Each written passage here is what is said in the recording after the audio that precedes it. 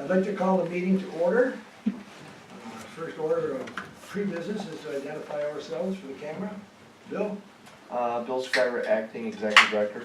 Tom Schneider. Ken Stevens. Amy Tressetter. Jerry Brown. John Kara-Smith. Mike Shanley. Terry Hamel. The meeting is called to order. Our first item on the agenda is a presentation by Patty Dobbins from Bowers and Company LLC. As you are all aware, Bowers and Company has been our auditing firm for over many years. And so I would like to introduce Patty Dobbins, whom I just met, and already have a favorable impression, so. Patty from Bowers and Company. Can't get into trouble now. Here is, I will just move I don't forward. know. If you do, I'll walk you out of it. Oh, you're gonna do it on the screen. Yeah, so hopefully that works for Yeah, everybody. You can shove the chair away. I'll get out of it. There is a copy of the presentation in the book, in the Yeah. front part of the book. Yeah. So as we're going through, if you guys have any questions, please do let me know. Even though we call it a presentation, I certainly look at it as a discussion. It keeps happening every few minutes. I'm a little nervous about it, but. Bill's good at that. All right, so agenda for tonight is to review the environment where we did the network assessment. So we were contracted to come in and do a network assessment and identify risk factors. So we'll be looking at just the environmental review of Port Oswego environment, and then our assessment approach, and then review issues that were found, and wrap it up. Just as a refresher, this was an engagement, by the audit committee and through the board to engage, B&C Technology Services as a affiliate or subsidiary or part of Bowers and Company, just to look at our information systems, a limited amount of network that we have, and do some assessments of potential for risk, since our world is now rife with cybersecurity risk, other technology risks, as people seek to break into systems. And, just felt that it was prudent in time to do so. I know, okay, Audits are always about finding out how to do better. I know. This is an assessment. So the environment overview for Port of Oswego, one location, and in that location, 3 different areas: the main office, marina, and the garage. Although there is a server in the main office, it's actually not set up on a domain, but has separate work groups, one called Port Authority and the other called Work Group. There are 16 total computers, one of which is a server running Windows Server 2012 standard. Our approach as we came in is we take a risk assessment based approach.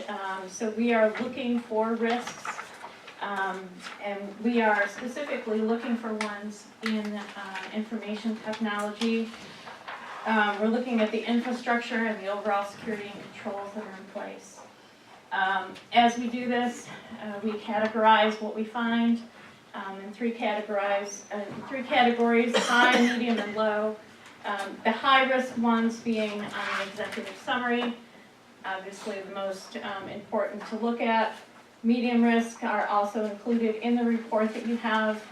Low risk, we determine that those are available in the work papers, but not on the report, since they are such a low risk. So we're focusing on the main things here. The objectives of doing this, again, were to look at the internal controls, specifically looking at information technology, PCs, network, and other related areas. Our focus of the scope was in security and computer operations, PCs and networks, and internet security. So let me see if I can go back. No, okay. So there were, no, it's okay. We'll go forward. So there were 14 issues that we found, and of those, there were 6 that were deemed as high.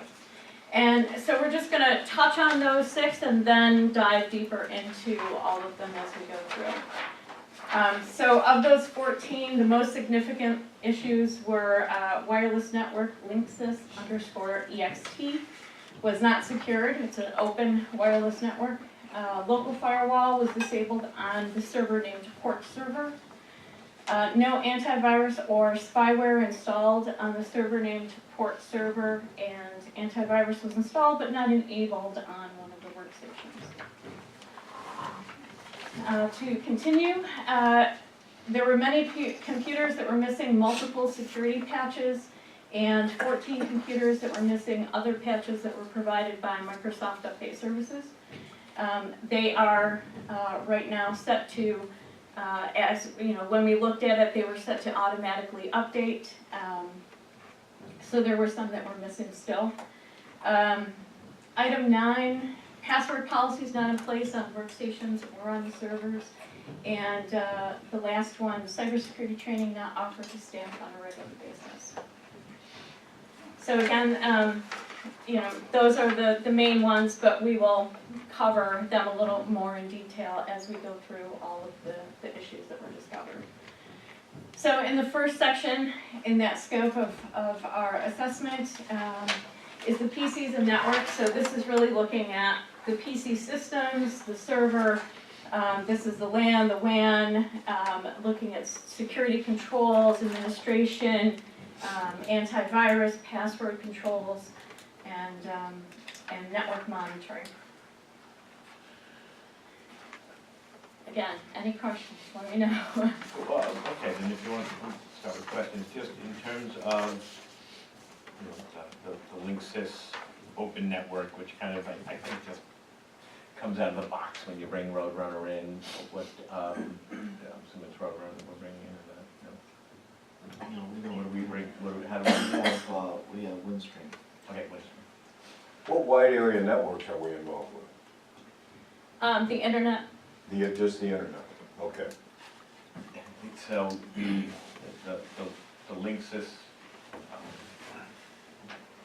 portal, which I tried to, but couldn't get on, moved around a little bit, but what is that for? Is it, you know, is that access to people using that for their phones? Are they using it for their PCs? Well, actually, Or when is everybody coming in through the other? Purdue uses the wireless here, and also the TSA pre-check on Twit office uses the wireless. All right, so it's a robust connection. Yes, yes it is. So, the concerns with the wireless network, specifically, so there were 3 different areas. So, first, that is open, and that may be by design, but again, it's something that, you know, we wanted to bring forward, take a look at, see if it's something that was actually done intentionally, or if it was just enabled, you know, by default, Right. on the wireless device when it was set up. What is the answer?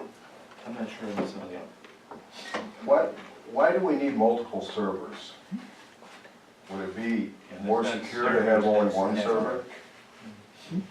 Yeah, at this point right now, this isn't actually about the server, it's actually about the wireless Okay, network, and one of those is left open. So the point being that somebody could connect to that, you know, and then, you know, dig farther into the network and possibly breach it. right. So it is something that, you know, you wanna look at and see if there's actual, you know, a reason why that's left It is open. password protected, just Right, like it's yeah. not open, it's. Right. Actually, this one, and this Linksys _EXT is open. And is not encrypted or password protected, so that's why we're bringing that We'll forward. talk it somewhere. So this one is, Trying to bring this somewhere. there is a network, a wireless network called Port Authority, and that one is password protected. That has WPA encryption on it, and we would just recommend that it get upgraded to WPA2. So once it comes up here, is that fresh and it's looking for something, has a line, and I'm not waiting around to see. So there's Okay. something here. So, and then the last thing being that on those two different wireless networks that are out there, there was no web content filtering for inappropriate or offensive sites. So again, you know, that's just a recommendation that web content filtering get on there to, you know, protect you as a risk, especially if you have an open network where guests are connecting, that may leave you open. The other reason to use web content filtering these days, it's not just to prevent people from going to places where, you know, they may be inappropriate to go to, but also because now it's actually deemed as a security enhancement. So one of the things that those web content filter companies do now is they look at all of the information that they bring in from the network traffic, and they can tell when certain sites are getting hit a lot with malware. So as those sites are infected, and it could be something simple like, you know, maybe an education, like a college network, like this happened to SUNY a couple of years ago. You know, there were a couple of sites for SUNY that got infected, and they blocked those sites. And then I had people coming to me saying, why can't we get to these? And it was because they were blocked, because they were infected. And so that the web content filtering company is trying to protect the clients by not letting them go there. And then once it gets cleaned up, then they open it back up. So that's another reason why you might want to take a look at that. Okay, issue 2, local firewall is disabled on the server named port server. So in the Microsoft operating systems, there is a Windows firewall that comes with the operating system. That firewall has ports that are blocked, doesn't let traffic in unless you open those specific ports and let that traffic flow through. This was disabled, so meaning that any traffic could flow through there as long as it was on the network. So the thing about that is that it is another layer of protection that you would have on that server to prevent if somebody did get on the network and they shouldn't be, or if there was malware that got on someone's computer, it would be another layer of protection to prevent them from getting onto the server. Does that have to be done deliberately, or can that be done accidentally? Say Yes. Both. So it typically, if you're turning it off, you know that you're going in and turning it off. Could it happen accidentally? Yes. Could somebody click something, not understand what they were doing, and what the consequence was? Yes. Would there be a reason to turn it off? The reason that it may have been turned off is because when you're using various software applications, some of them, in fact many of them, you would have to open up certain ports on the firewall, even on that software firewall on the server, to allow that to work correctly. Like QuickBooks is one of them, right? So you would need to open up certain ports on there. So if somebody was having trouble and maybe they weren't, you know, in the know of how to open those, they might just turn it off and say, oh, now it's working. So, yeah. So, item 3, no antivirus or anti-spyware installed on the port server. There was antivirus installed, but not enabled on one of the workstations. I think that pretty much goes, you know, without saying, it's pretty self-explanatory that you want to make sure that that's on all of the computers. And a further recommendation would be to centralize that. So there are packages out there for enterprise where you can have reporting come back. So if one of those gets turned off, or it's malfunctioning and not working correctly, it could report to someone's email, you'd get that and then you'd be notified. And know to go and take a look at it. Item number 4, there were several computers that had older software installed that's past its end of life. And this means that security patches are no longer provided. So that can be a big security concern. And most of the time these can be removed, especially in the ones that we're looking at. They all have upgraded, and in fact we did see that the newer versions were there, except for Acrobat 10 Pro was the only one. But there are newer versions of those out, so that might be something we want to look at. But we would recommend that those get removed. Many computers are missing multiple security patches. There's a list of those computers there. Security patches in particular, because obviously that's leaving you more open to vulnerabilities. Very, just in terms of working with Yeah. small businesses or nonprofits as a different entity in terms of work, but not one that's focused on delivery of its products and services through electronic channels. To do the right job here is it requires very robust, structured, information technology staff that's either outsourced or obtained from within, because managing patch management and when the updates are delivered and how they're delivered and how the systems reset, and managing your way through passwords in terms of when they expire and what happens at expiration, and resetting because somebody tried 3 times. It's an endless job that has to be a devoted task. So it's not unusual to see any of these conditions exist absent a structured information technology platform, which in here I could think would only be outsourced. I know that we use an outsourcing service in some. Yeah, we do. We have a contract or hour for computer outlet. Yeah. Okay, so, but that's really for servicing. Servicing when we common issues, Yeah. they set the server up. It's usually our, They're not contracted to manage no.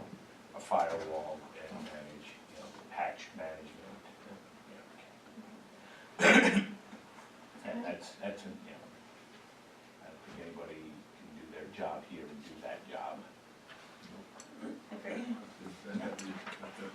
Either a hired person for that, or is an exclusive job, or is it? It's constant, it has to be deliberate. You can really, and most of the stuff that's done here, whether done because something wasn't installed or was deinstalled, is because it's all a pain for the user. And the user uses their pain whenever they can to use systems. So it doesn't have to be bad intent. It just has to be the idea that I can't stand my system interfering with my ability to do business. That's what mine does.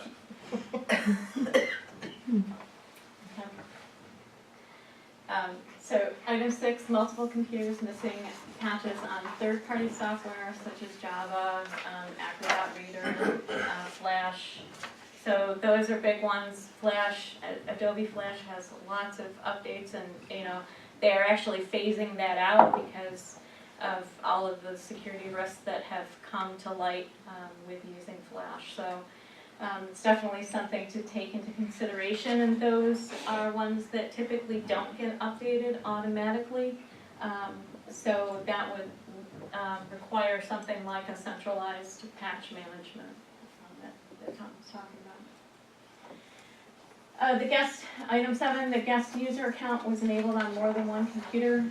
Typically when computers are set up, the guest account these days, guest accounts are disabled by default, so it was a little curious that a couple of them had the guest account enabled.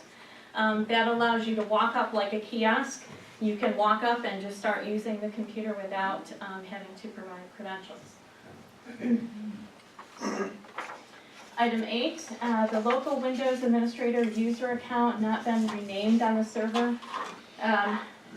So on the server, That is a very common, known thing out in the IT world, that the main administrative account on a server, the one with all of the keys to the kingdom, so to speak, is named administrator.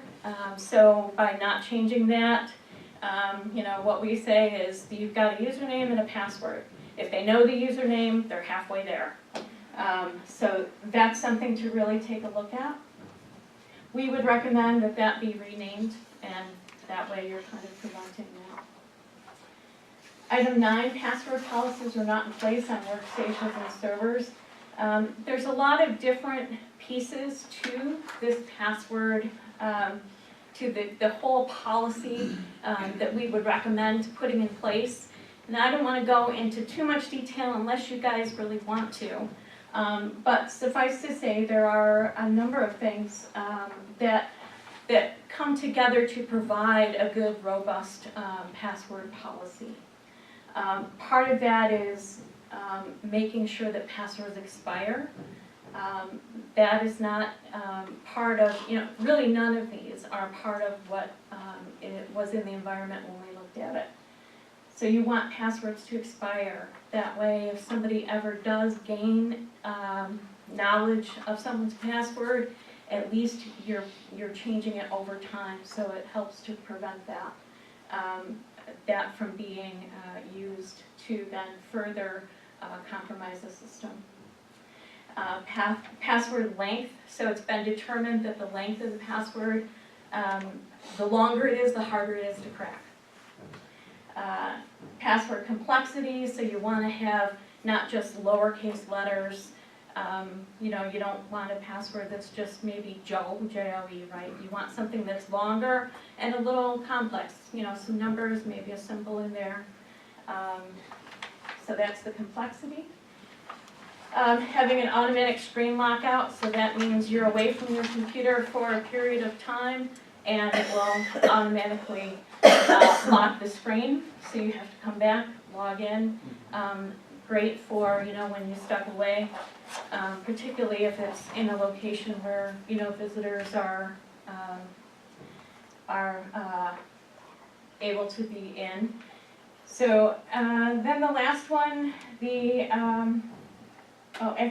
enable password history. You want to know that because if I say my password is Joe12345, and then the next, say 30 days or in 6 months down the road, I have to change my password.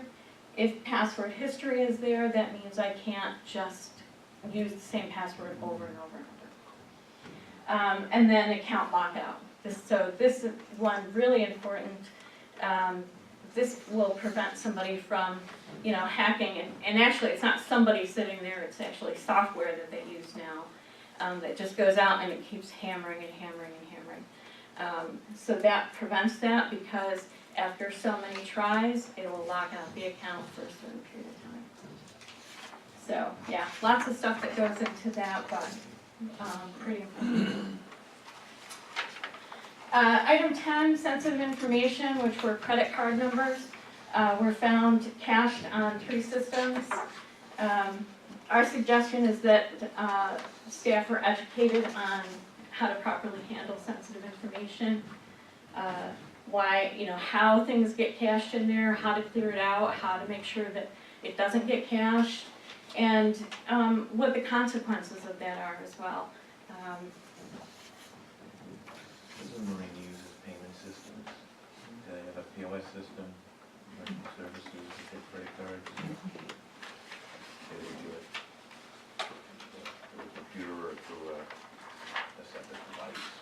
Separate device, right, Debbie? We've gone back to the one that is integrated with the computer system. We have. I believe that the credit cards that we were looking at that were found were ones that were probably used to purchase items online. That would be my guess. Yes, it's more of the corporate variety. In the next section of our scope was looking at internet security and operation concerns. And this is really looking at server configurations and looking at security in between that and the internet. So 11, system protocol leakage, big term, but was found for a couple of the MSRPC and the NetBIOS IP system protocols. So these were set to allow outbound traffic, and typically those are just protocols that are used with inside the network. So the fact that they were allowed to send information out is something that you want to take a look at. It doesn't mean that there's, something terrible going on, but it is something that warrants looking at. And, our suggestion, of course, would be to block those protocols from being external unless they're absolutely necessary. Item 12, again, no web content filtering in place, and this is on the regular local area network itself, for the same reasons why you'd want it on a wireless network. Preventing people from going to sites that maybe are inappropriate, but also more really for the security concern these days. Item 13, insecure listening ports were found on 5 network devices. So these are particularly Telnet, FTP, not a secure protocol. There could be a reason why it's being used, but it was popular maybe 20 years ago, 15 years ago. There are better protocols that are out there now and better ways to transmit information that's secure. It is a port that listens for activity. So FTP, like that, is constantly listening for FTP traffic, and if it finds it, then it allows that to go out. Telnet, the same type of thing. It's one of those older protocols that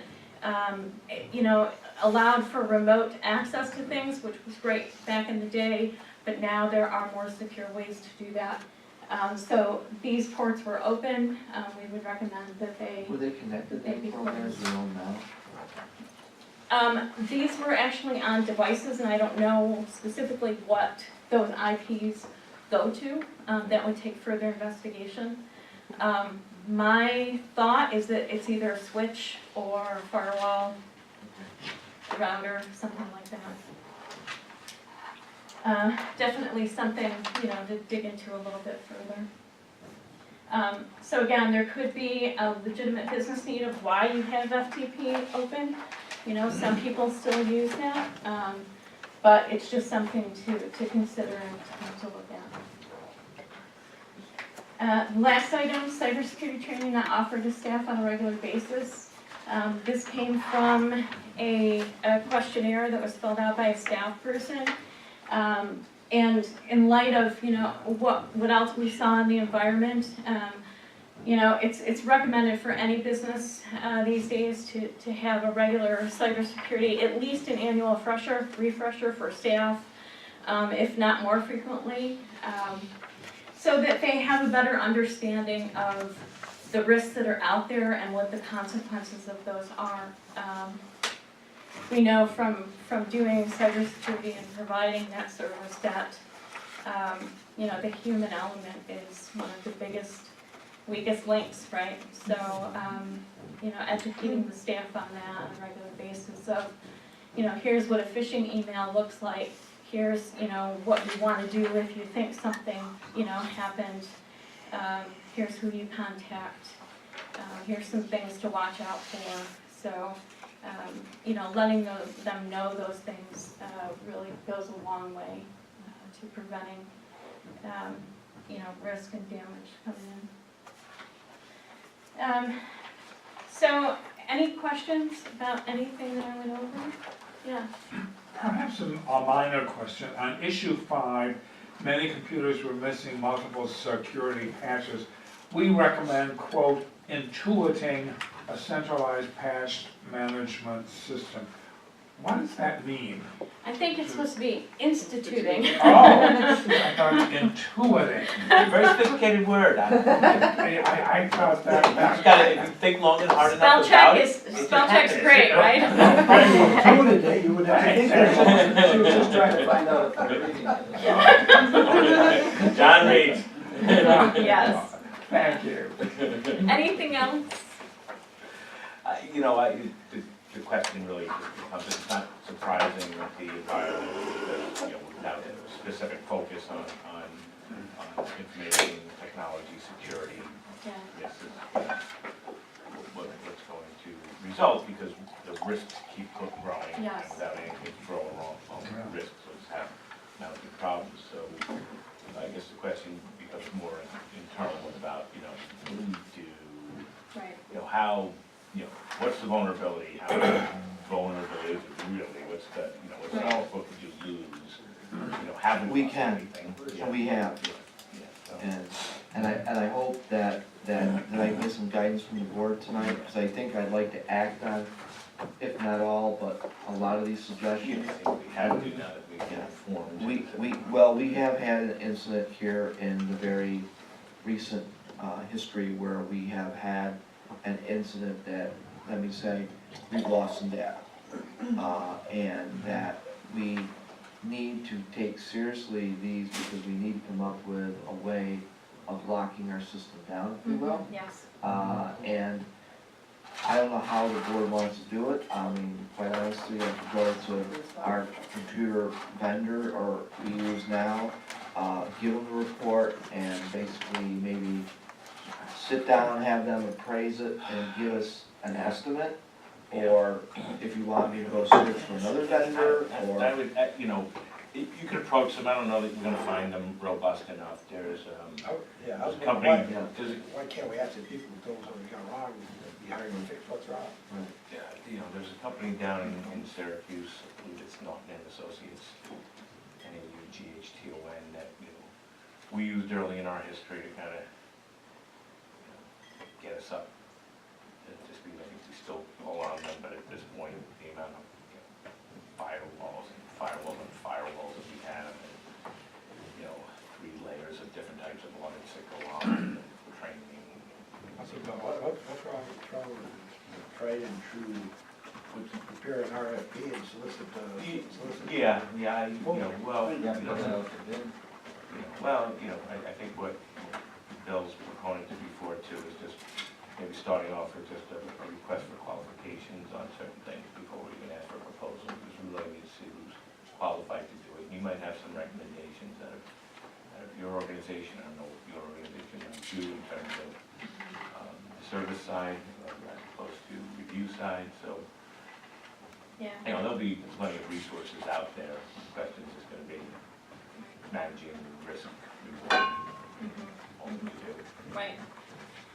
And then you have, you know, user performance. The more you want to avoid risk, the whole world is a risk return thing. The more risk you avoid, the less rewards there is, the more risk you take. It The greater definitely. reward there is, somewhere is the balance of proper risk management. Yeah, it's definitely, you know, you're always playing that balance between performance and So risk. you can And, drive your users crazy, you know. yeah, so what is the tolerance for the risk? And, you know, how do you mitigate that? Yeah. Yeah, it's always a balance, yeah, for sure. Sounds like We- we're not up to snuff. What? We're not up to Yeah. snuff. No, we wouldn't expect to without No, I understand. a specific. So it's good, Yeah, find this out what we this have all to comes do. back. Do it. Yeah. This Governance system in the started board. piecemeal and grew and grew and grew. And then you added a marina, we added all this other stuff, and as things got more complicated, and I don't think, you know, honestly, what I'm hearing is we did not really have a management strategy Right. and how to overall take care of the system, so I would be Everything, shocked. Yeah, it's very common, because of the way that, you know, internet and all of these things grew, and it grew so quickly, Well, that's that, 5 or 6 years, right? Yeah. so. don't so you worry, it those is common. attorney offices are very vulnerable. So where do we we- get the software just to package kind that'll of- take care of all our troubles? Yeah. We do provide these services as well. So whether we were in that running or not, you know, if you look at another provider, we would be glad to, you know, give our opinion on Yep. such. Any guesstimate as to what the ultimate cost would be to say if we did everything you requested? Ballpark, I'm not gonna hold you. Yeah, I don't think it's a large cost. Okay. I really don't. I like It's that when ju- it says not a large cost. Yeah, it's What do you really think? getting somebody knowledgeable in. I don't know what large is to you, but I know what our budget is, that's what I think anything we look at, we should also include, of course, it's gonna take some discussion among our group here, immediate backup, so that it can't be erased, or misplaced, or lost, or blown up, or whatever. But we do have an offline backup system that's done daily and complete backup done over the weekend. So all the data on all the systems are backed up Is there such a offline. thing as real-time backup? It's incremental, but I think it's called incremental backup. If a file changes, it automatically is backed You don't- up. But Yeah, that you don't need eats up that, you eat up resources. performance, yeah. Yeah, that eats up a lot of resources. It's been- My former It's job, that we way. had that at the Board of Elections. We had incremental, but that was a state mandate, and believe me, it slowed the system down to do it, Did it? yeah. Mhm. So, But I it's think for our something business definitely we need. our business purposes, I think, could be similar to what we have now. We back up daily, and then a full backup over a weekend period when people aren't on it. Okay. Yeah, But whoever we get would be more apt to answer that question than me, so. Sure. mhm. Time now, we did force fiber to be brought in onto the east side, so coming into East First Street. But you can pull fiber down. Thank you, everyone. Thank you. Thank you. Thank you very much, that's very enlightening. When was the last time? A little scary? Little. Nothing scary, they're more. No. That's No, for, that's It for always you. starts Educating. with governance, right? And governance isn't saying, This this should have been a long time ago. is it an important part of our business model. Why would technology be an important part of this business model until the environment becomes such that you say, You know, what the growth is there, so obviously you're gonna be prepared for growth. This is more important. This is, my It's an easy question to answer, you gotta do it. very important, very important. I wanna see the, I wanna see Since the our bigger picture says report. that, it doesn't mean very much. There's only a little bit on here. Yeah, But there a bigger document to go through? that is the report. That is, Yeah. this was Well, for the, there's two. there's a slide deck and a That's report. slide. See, that was, yeah, okay. Then you I got didn't see this that. one. I didn't see that. Yeah, they're formatted a little bit differently. Yeah. So I guess Made it easier as to follow. I'd ask Mr. Chairman how the board wants to proceed. Do you want to put out an RFQ for? That's fine. Okay, Okay, thank you very much. Thank you so Thank much. you. Thank you. Nice to meet you. Nice to meet you. I think she's indicated that she could at least give you some idea of what you should do, right? So Well, that, now you've had the of review course, that's, and you have a firm that, you know, says we do these services. I don't know what their capabilities are. No, But correct. then it takes them out of the review game because you can't review yourself. I don't know, I'd like to learn a little bit more about, I don't think, BNC I don't think we technology. should make it a but, too bad you know, why decision. don't you let Bill and staff just, you know, identify 3 or 4 firms in the region that we could, you know, reach out to. Which I'm assuming See one what of they say. these guys. But once you choose them, then they're out of your review game. Somebody else does. When you don't choose, I- you do the review. It should be assigned to Bill or somebody other than the board because Yeah. board members don't have. Yeah. any If the basis board to wants start to, I'll go out and we have people do this, we'll go out and find 3 or 4 companies that specialize in this area. We can just ask for an informal memoranda on their services and a scale, and I can present it back to the board next month. okay. I think so, it'd be good. So Bill will present us have a report for next month on this matter. right now you're completely open, so Right. let things come down a little bit at a time. I don't have enough time to fix the report. I would assume there's probably more than enough time. I think everybody's got a little company that does this, I would assume, so. Okay. Don't want to put too I'll much reach pressure. out. I didn't get No, I it wouldn't, by but the I fourth. wouldn't, I would do it in light of all the other things that have to be done Yeah. as something that we'd like to accomplish in the first half of the year of, First quarter? first quarter, making a decision by the first half of the year, and then making more secure system. There you go. Now we know the name, and everybody else does, so we shut that all down.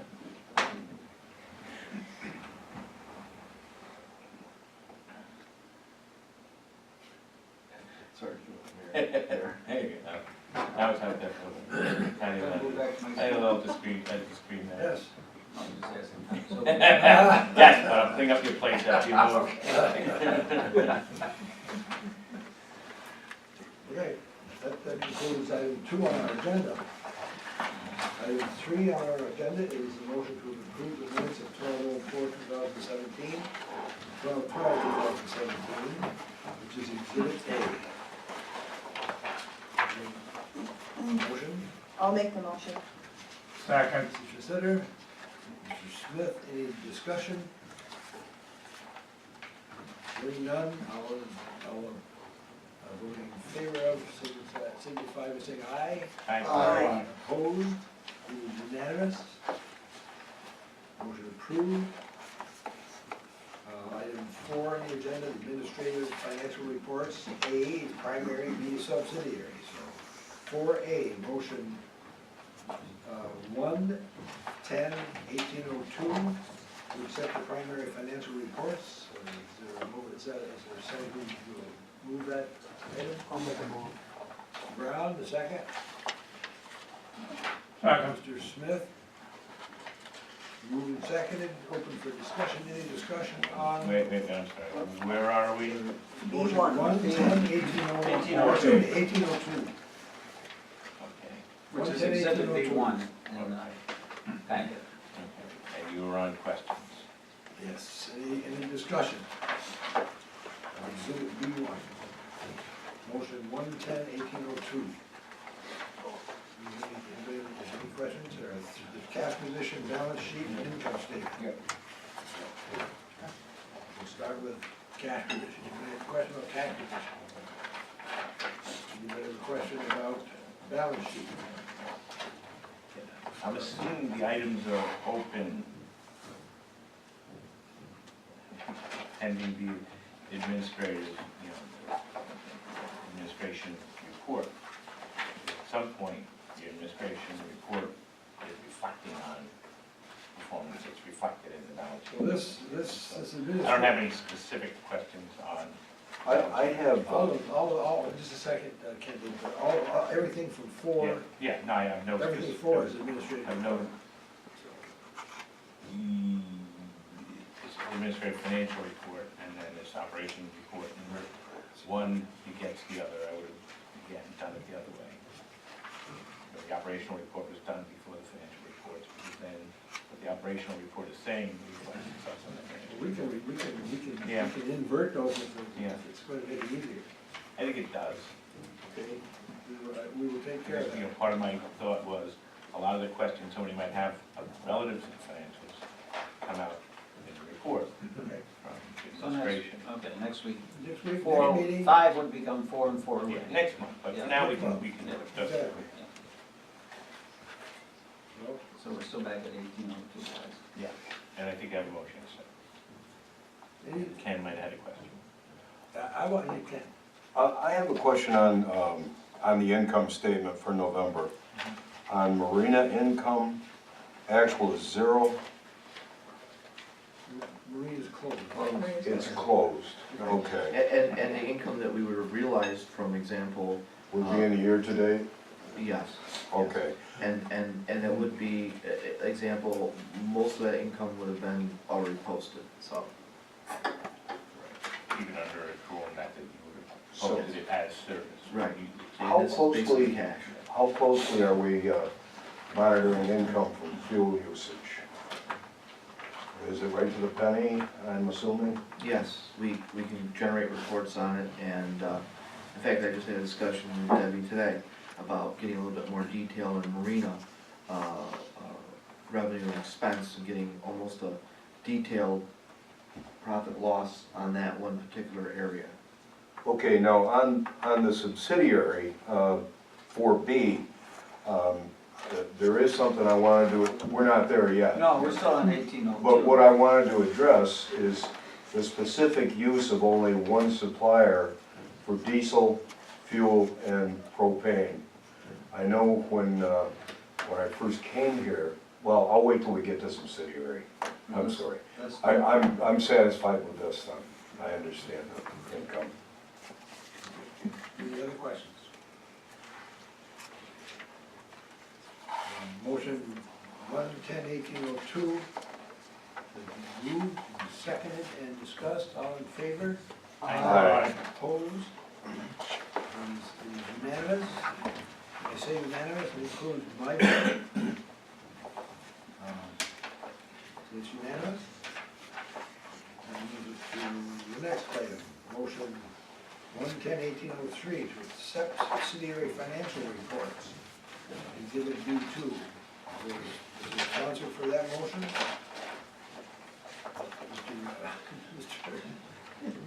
Stephen. It's good, I'm losing it. Mr. Stephen. That's okay, Phil. Is there a second? I lost a long time ago. Mr. Brown. Motion made and seconded. Any discussion of motion 110-1803? I have a few specific questions on the Empress funds. This is American- exhibit B2. American Great Lakes Ports Association, how much is that total? Is that $4,000 times 4? It says fourth quarter 2017 membership dues. Yes, So we're paying 16,000. yes, 4,004. Okay. As members? To be members of the organization. And just to let you know, Ken, I actually asked that question today as the bills came out, because that's the first time I'd seen it. That was the first question on my mouth to Debbie is, we pay this per quarter? 'Cause I've not been exposed to the bills, and I'm being exposed quite intimately now to them. A couple of years of that, we could get a nice runabout. No, I'm joking. It's an organization of all of the ports in the Great Lakes, St. Lawrence system, all the way from Duluth to Quebec. And they all are part of a large organization that communicates, has several meetings during the year, planning operations and coordinations. It's well worth the money as far as, if you want to be in touch with everybody else in the system. Most trade associations have some scale-based membership that's Yeah.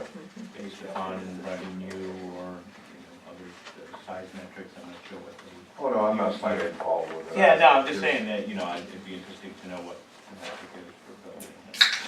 One of the things that we're going to get out of this in January is we're going to get the results of a financial study of the economic impact on the port in the whole system, on New York and the regional stuff. And then the last one was about 7 years ago, something like that. It's due in January. It'll be extremely valuable. Okay. One other specific is J&A Mechanical on replacing the boiler over at the White Museum. Some kind of warranty with that, or? Yeah, we have, well, first off, let me say, my report, we've had a lot of weather-related issues. Yeah. The boiler originally was done by another company, that its insulation was not properly, let me say, it wasn't properly installed, which created an issue. We had a ticket from the state on it, boiler inspection, that we were in violation because boilers it said a leak could not do good things if you're pumping gas from the steam.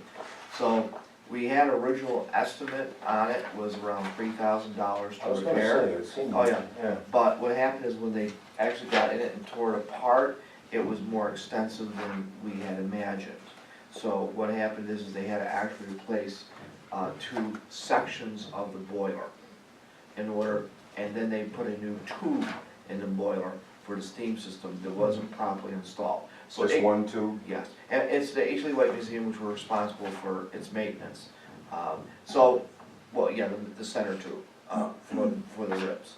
So. Yeah, we're not running any turbines or anything. Right? No.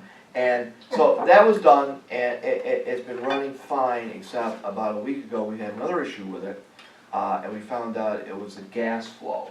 The boiler itself, when it was originally set up, is supposed to have at least 1.5 inch piping system on it, and has an inch. And they're also running a hot water heater, which drains out it. So what happened is, it would run, and it would, if you understand how the system works, it would suck the gas out of the meter, basically, run great, and then it would shut off. So we went over there, was it last Friday before, we had J&A there. We basically had Niagara Mohawk increase the gas flow there as much as they could with that size meter. We're going to have to sometime in February, March, replace the black iron to 2 inches, so we have a constant flow of gas in there. So that's an issue that we're gonna have to address next month. It's not anywhere near that repair, it's only about a quote of a couple thousand, but it's something that we need to do to keep the boiler operating and not have issues over there. Is the meter gonna be able to handle a 2 inch flow? Yes, It is. yeah. Right now, we were only getting 1.5 PSI in the gas over there. We're now getting 5 1/4. Okay. So the 5 1/4 is enough to keep the boiler running at not full high burn, because the boiler actually has to have a high burn to create the most efficient steam, but it's enough now to keep the system running. There was complaints by the people over there, it was so cold. Well, now it's warm, there's no complaints, so really I don't want to replace the black iron and turn the system off until it's a little bit warmer, and then we'll replace the black iron, and then we hopefully, knock on wood, I hope this is wood, won't have issues in the future on that boiler. Okay. The next is David Hibbert, net pay. Just wondering why Hibbert is being paid out of the impress fund rather than payroll. I can answer that. Yeah, go ahead. There was a mistake on his paycheck, and so if there's a mistake, in order to get them their correction right away, we do a check from our impress fund, a manual check. And it gets posted into the payroll system, but it's an annual check. And then the general fund is reimbursed or not? It all comes out of the same pot. Okay. And who's this George Nesbitt? George is because, am I assuming right at this point in time, 2 roles. I have a marina project ongoing, which I'll go briefly over a little bit more. The state requires reports being done, and we have to ensure that the scope and the contract is upheld. So that basically takes someone as a clerk who works to be down there. So that's. I was just kidding. Oh, I was just kidding. okay. I didn't catch the humor. Okay, I apologize, I'm not used to the meetings yet. Hopefully I'll get used to it, but yeah, Pretty George. easy tonight, huh? You can't see what he's saying. Okay, so now- If you were over here, you would have called. Can you give me a knock, Mr. Chairman, when this is I never interrupt that. We're on a roll, Bill, what the heck? Board member wants questions, we listen. Well, George is great. He's had the background here, and he's taken the strain off me doing that, and that's one of the part of the federal reimbursements. We have to have someone down there making sure the scope and contract is upheld. So. Now I'm gonna get serious. Let's see, I think there was one other. You had a question about Glider, we paid last month, a total of $31,495.06. And it goes from everything from diesel for the port to propane to diesel for the marina. And that's why I wondered if, since we've only got one supplier of those types of energy, and I think when I first came here, we had 4 different suppliers, I'm kind of wondering if it's all on the up and up. I know Zelco moved into one supplier a considerable long time ago, and it seemed like our expenses went up on that. So I'm just kind of wondering if maybe we could do a little audit, going back a year or 2, Well, I wasn't part of this negotiation, and I don't even know what the reason for one supplier was, but I can look into it and get back to you. Yeah. I would be a little more nuanced with language than on the up and up, if you wanna say, single source vending.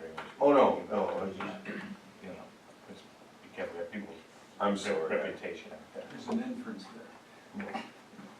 so. I apologize for being as And blunt gas, as I was. yes, yeah, gas, fuel, propane can certainly move with the market, it's a commodity, so pricing can be a function of oil supply out of the Middle East.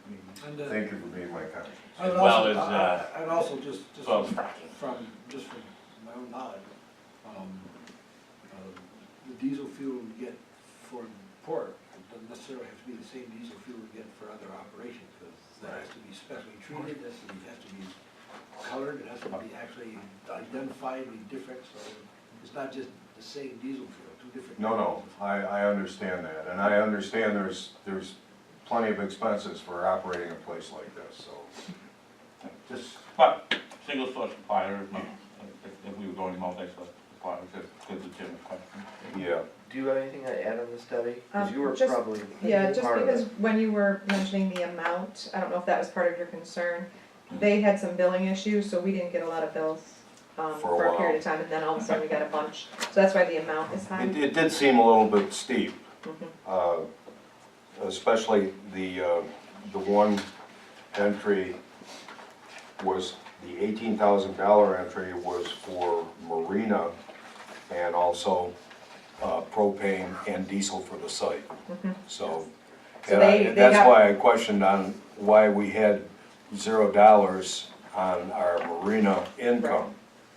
And, Yes, Okay, and so that- that's why, they had a system change this year, and that, they've had several problems with getting their invoices out. proper billing, okay. Yeah.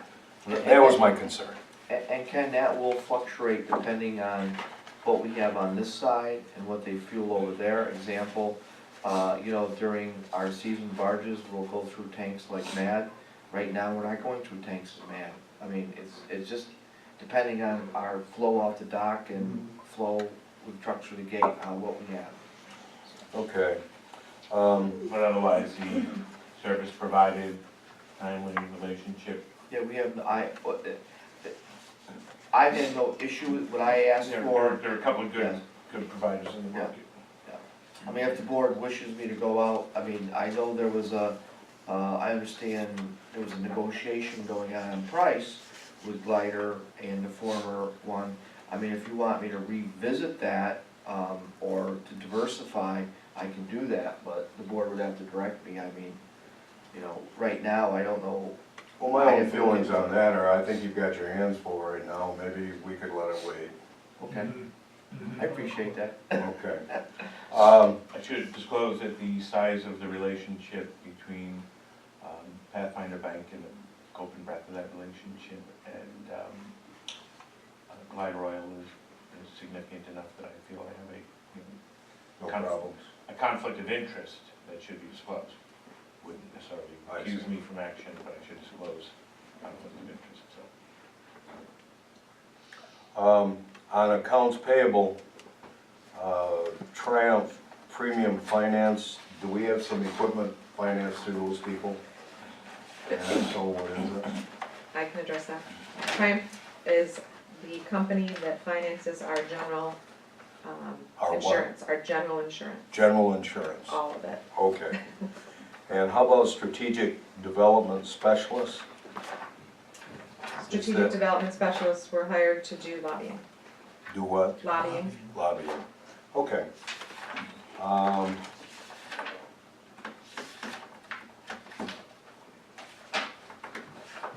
Who is Stephen Zink, A boat owner. a boat owner? I see we've got an additional charge to him that's a couple months old.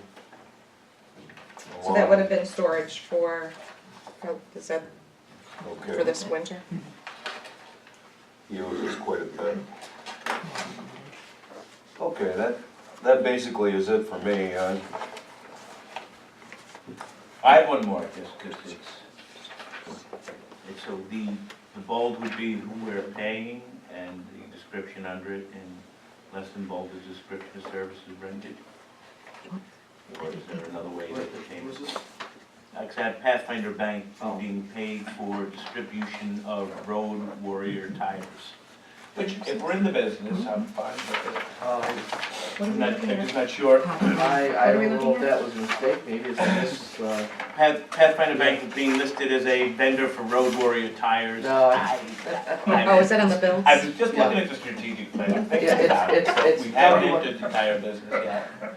aren't you diversified there? By the way, I could use a little diversification off of interest. It's not a subsidiary. I think on the pull-down menu, probably the Yeah, person yeah, entered, yeah. pulled the wrong one down. Yeah. And I wouldn't have noticed, and I just started asking questions, making me look. I could have scored some points when you were spotted that. Debbie, would you take care of that, please? We don't want people to Listen, think Pathfinders. if one of my guys is selling them out the back door, I think We did not actually pay Pathfinder for that. I think the code for the Yeah. database was. Yeah. Well, actually, was the that's problem. about the price of a set of tires for your new Ferrari. That's great, yeah. If Pathfinder's going down You the can ride a road, Ferrari around here. Pathfinder's going down the road, he needs some tires, so. That's right. Yeah, I think it was a Pathfinder vehicle. Any other questions? That didn't sound right. Okay, all in favor of, all vote, all in favor of voting for motion 110-1803, say Aye. aye. Aye. Opposed, is unanimous. That gets us to administrative operations report. I would like to declare a brief suspension of activities, a brief moment. Okay, momentary recess is declared over, we're back in business. It gets us to item 5, administrative operational reports. Exhibit C, and turn this report over to Bill. Okay, thanks, Terry. I just thought I'd give you a handout and bulletize the issues I want to cover very briefly. Number one is our FEMA dock damage. We attended a meeting last month with FEMA. I gave you a handout that basically goes over the phases we have to go through. We have an estimate of around $6.5 million damage, primarily brought about by the or I should say primarily in the west dock, our east dock, and our roadway, integrated rail and road, due entirely to the high water.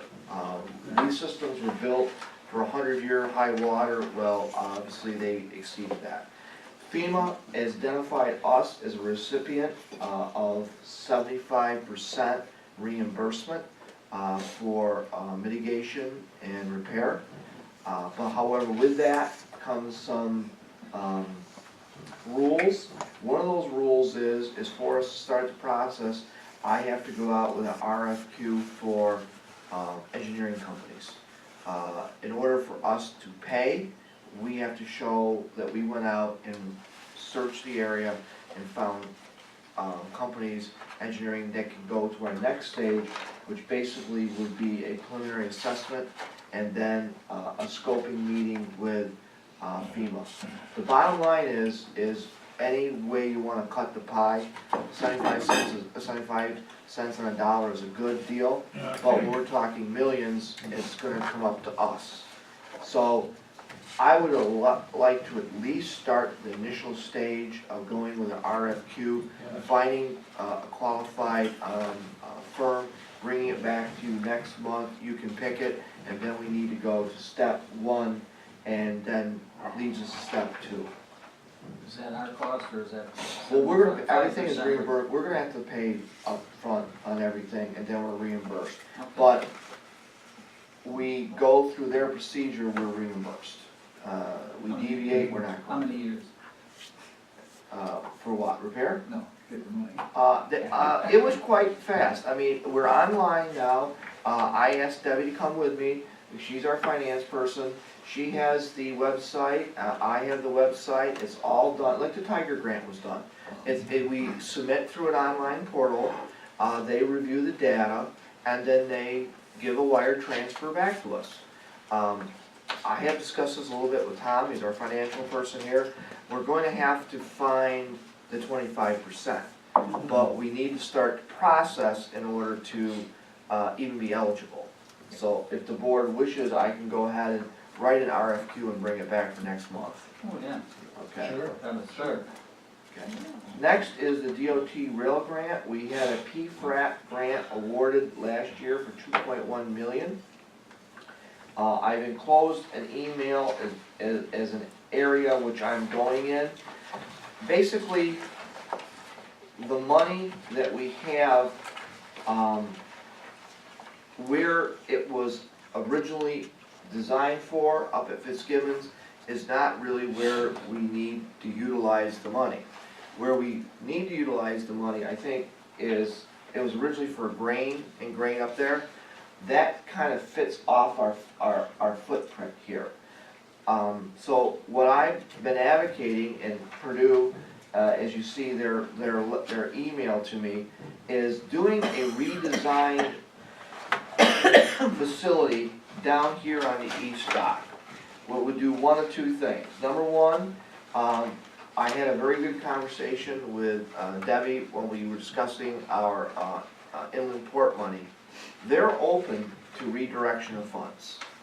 We also have about $700,000 left in another item which we have not finished out at the Fitzgibbons property that we could redirect into this project. So now we're talking real money. If I understand that we're supposed to still have a Tiger program or some infrastructure program, we would apply to Tiger for that, or whatever the new name under the new administration federally is for that program. With the 2.1 and the 700,000, we would be looking at around 6 million to build a facility like that. And that would give us the ability to take grain inbound and outbound. Yeah. So now we have opportunities for corn, wheat, and obviously soybean. It also places us at a 50% match. Well, in our area, that's almost a perfect place to be in grant writing. And that would be my suggestion. We go at something like that because we really don't have a partner up at Fitzgibbons.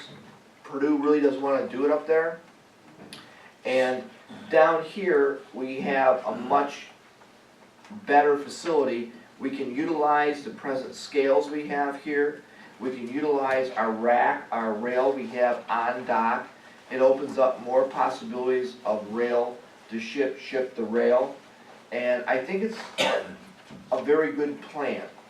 And saying that, DOT, depending how the inland port money is allocated, we could also put together a plan such as this, along with, let's say, roofs and other things that we need to address, which basically is our dock. And DOT said that they would be probably substantial amount of money left after the inland port was shifted to the WIT rail, because I guess in the governor's speech, basically has decided he wants the inland port at the CSX site. But that money is still allocated. So we have a chance, as that Albany got 10 million, Ogdensburg got 10 million, is for us to go in, make a case, and try to get reallocated funds to take care of a list of items that we would basically need. And this would be one of them. So I wanted to bring that to you because I'm kind of would like to work in that area because I think it's an exciting opportunity. Our partnership with Purdue is very strong and they're supportive. And I think that our local delegation would be supportive of it. Is river depth the same as at that end as it is down here? No, No, still deep water. it is still deep Yep. water. Okay, so we Where don't we have a would- problem with that. No, where we would put the facility is still gonna be at least 26 feet. Okay. Give me And where, you're sure that you've got about $2.8 million that you can allocate to that? I'm not sure of anything. I'm sure that I can try to, okay, just to let you know, when we did the Tiger grant system, okay? And I wrote 3 grants. we were successful in making the argument at DOT to move money from the west to the east to finish that Tiger project. So we were able to maximize matches. This is a formula I feel very confident with, and also was speaking to DOT both locally and at Albany, and I think I have some relationship after working for about 4 years with them on projects. I think we can probably do this. And if we don't do it, we're gonna be sitting on a pot of money that we're not gonna utilize up there, and we're gonna have dock issues down here, and you know, we're not as effective and efficient as we can be in grain. Can the dock lengthening be part of the program too? Could that be included in a request for a grant? In other words, go out here another 250, 300 feet? Not for this plan. Not for this. This plan utilizes the space. Where are you looking for? This one? Yeah. Right down here, yeah. Yeah, it would be, right, that's dome tree, it would be, and this is a conceptual drawing. Yeah. It's not, but we would put the prefabricated grain towers down there. We would use an interlock system, and then we would run off a dump pit on rail, and then we would use a extension arm from the combining system to load and to unload barges and our ships. Hey, just a couple of things. Sure. Sorry.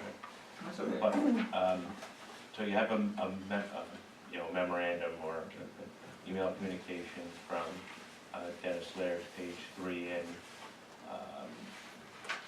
I do note item 1G, very nice to hear.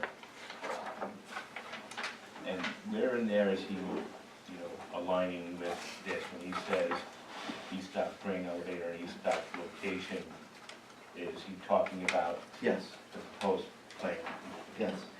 Just to bring you up to speed, originally when this was proposed, Dennis Laird, and actually his people, is chief, I guess he's an engineer in Maryland, reviewed this, and we're gonna talk about the scales in a second. We're in favor of this. They can see a potential increase in grain input. Another item was a drying tower. Apparently, we lose business because we can't dry soybeans or corn. It goes by us and goes south. Well, if it's in this area, they would rather bring it here. So, this all seems to work. This is not gonna be easy. It's not, we're just do it and get it. But it's a plan that I think is worth expending time and effort on. Are you talking about that there was prior discussion relative to doing something similar to Fitzgibbon site? Is that? Yes. Originally, Is that something that came here? I don't remember. I don't think it did, no. But I'm bringing these plans to you up front and being front. Yeah. That money, we do have, right, Debbie? It is allocated, we have a contract signed. DOT is very, they wanna utilize the money, and it's a rail, and it actually would be taking what was planned there, plucking it down, putting it there, matching it with more federal funds, and then really making it an addition to our overall logistics plan down here. Question. With FEMA, we gotta come up possibly with 1.5 million, right? Yes, sir. Okay. Can this money technically be used for that? Or do we have to go find the 1.5 million somewhere else? Well, 1.5 million,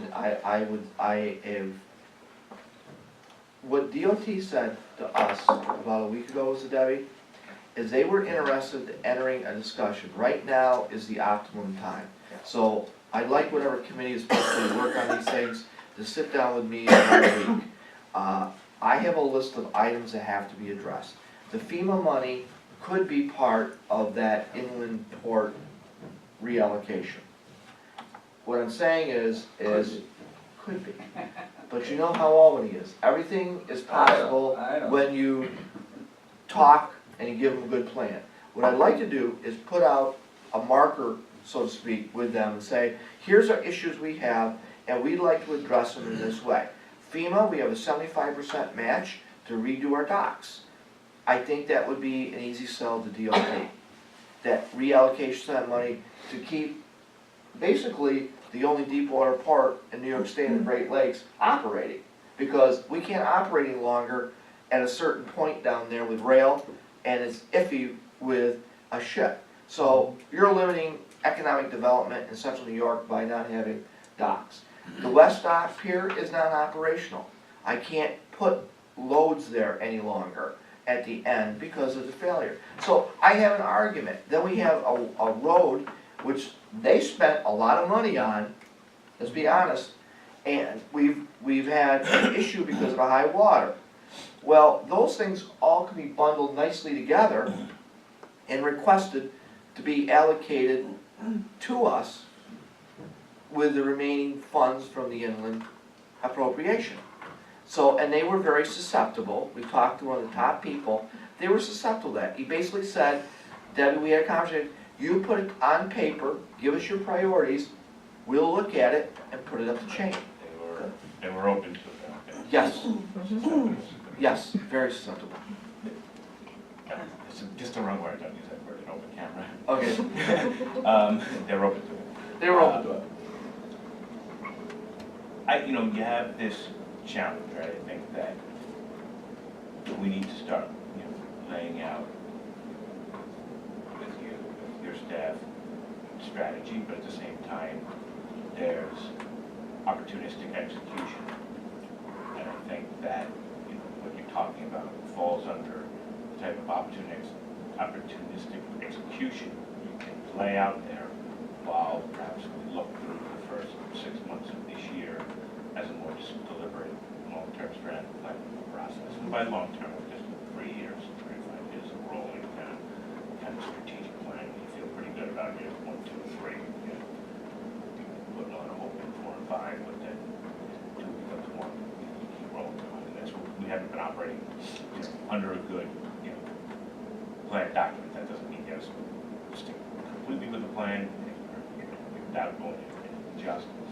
But there is an opportunistic period here, and frankly, there is some bruising that occurred relative to the governor's announcement and our prior position relative to the inland port, and maybe those are the proper times to be making asks on alternative strategies. Well, It was in his address, but I haven't seen anything really local. well, I'll apologize. I'm the type of person that sees an opportunity in the line to run the ball through, and I see the line opening up for this one. Yeah, no. Was that 1.5 million? We may have to come up with it. Yeah, A little so- nervous. Yeah, look, you have to create, I'm sorry, go ahead. No. No. Yeah, you have to create a plan under which to, make asks, and have to make sense, and sometimes there are good times to make the ask. And, frankly, particularly with how the executive office is operated, I don't like to see losing, and I like to see everybody win a little bit, and experience that in other things like the DRI, where we've seen, some cities that came up shorter than Oswego did be, accorded respect anyhow, and I think that that's all great. And I think that, there's a good time to do that, and that time is probably now, because you have both a combination of the federal disaster, the improving relationship with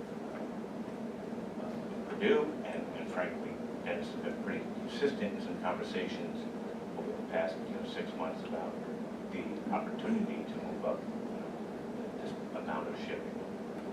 He's very excited about it. He talked about what part they could play in some, I call it an important at this point, I'll say it's some improved logistical structure. Because I don't agree that it's necessarily important that it take place in this initial application on the property that's been allocated to. That was well said.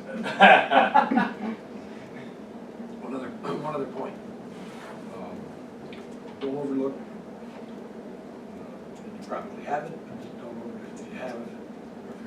chance you might overlook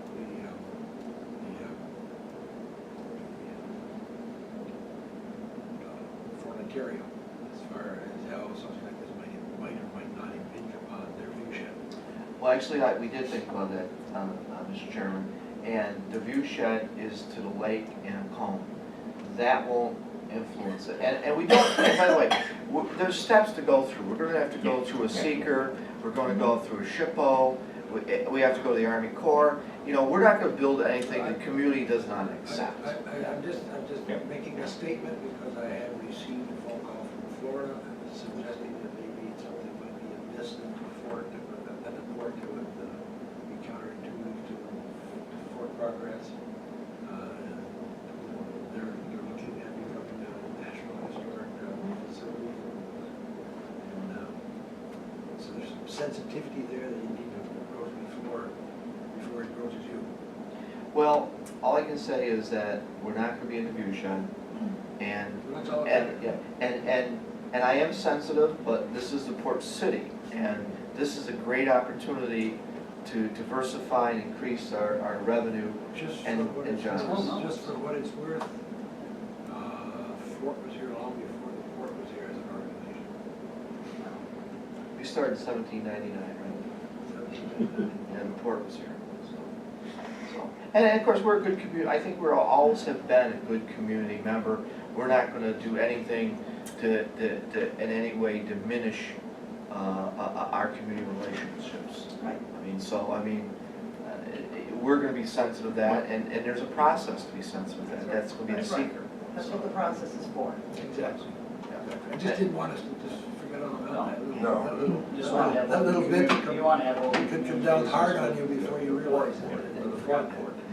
I was hoping that SB was gonna go back to the glacial mountain. Well, Tucked in form of the Great Lakes, I'm assuming it was a glacial mountain. Bill, Dennis brings up a couple of points. Number 3, there may be potential, and then A, market conditions and relative grain values have to align, which is always the gamble. Maybe that could be taken out of there if you use this as any, Just that. you know. And also track space at the port in coordination and cooperation with the CSX will have to be in line. This could be a tall order. Do we have enough track space for car storage? Right now, we have close to what we need.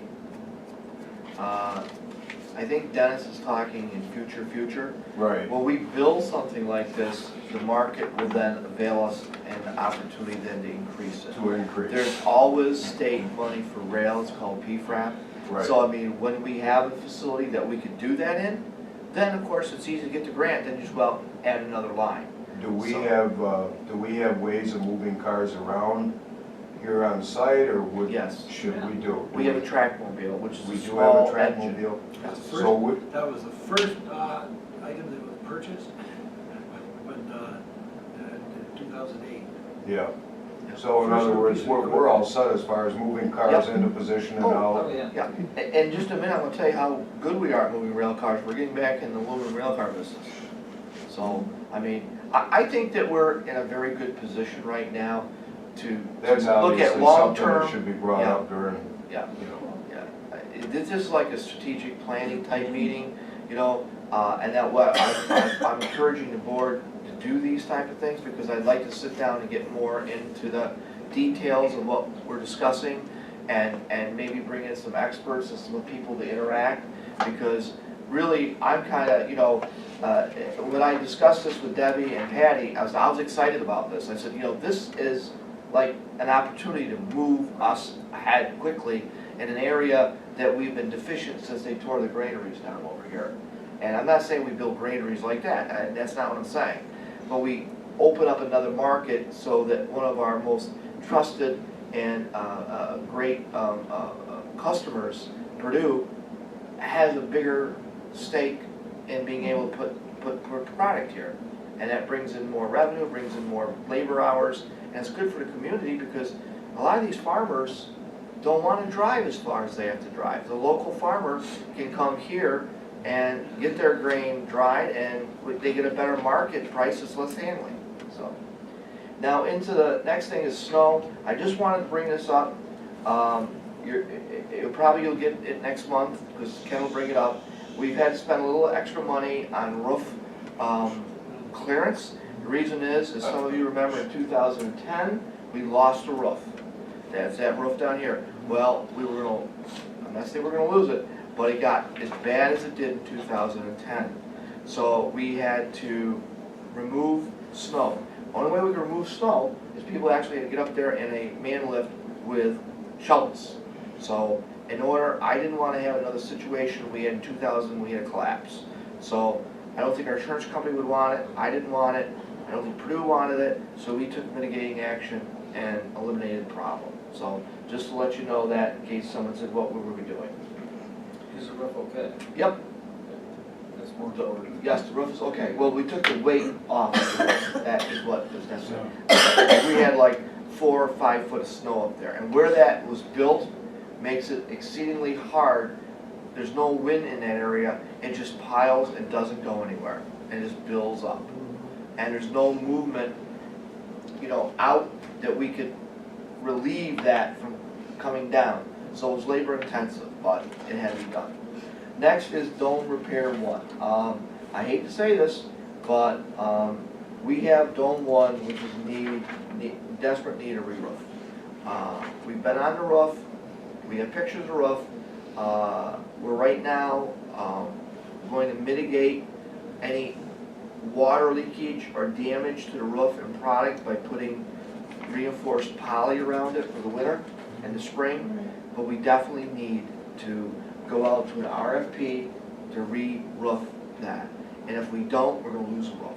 And if we lose a roof, it's going to be like 5 times as expensive to replace a roof as if we just re-roof. And we do have some money, we have some additional funds in investment accounts designated for building maintenance. We have, I believe, at least 75–80% of what a bid should come in at, right, Debbie? Yeah. So it's not gonna be like we're taking a chunk out of operating capital, but I'd like to do the RFP in the next month or so. That's the best time for roofing companies to plan, and then they can plan a project in the spring when we need to do it, and then hopefully we'll get the best price. I have a question for you. That's